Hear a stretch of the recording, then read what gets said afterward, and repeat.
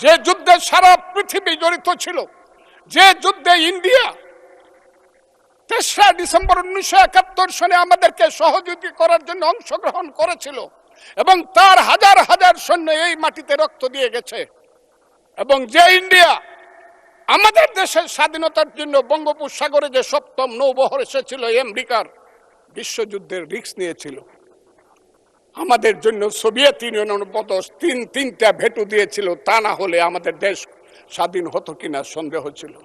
সেই মুক্তিযুদ্ধের সঙ্গে যখন 1 মাসের গণ আন্দোলনকে তুলনা করা হয়, তখন মুক্তিযুদ্ধকে ছোট করা হয়। আমি মনে মনে ভাবি হয়তোবা আমি মরে গেলেই ভালো হতো।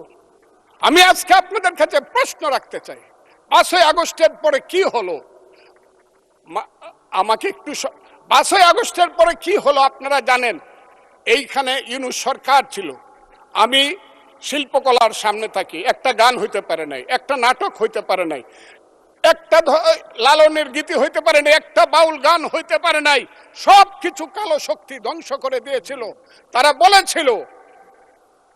বলেছিল কোন মুক্তিযুদ্ধ হয় নাই, 47-এ যুদ্ধ হয়েছে, আর 24-এ যুদ্ধ হয়েছে, আর 71-এ গন্ডগোল হয়েছে।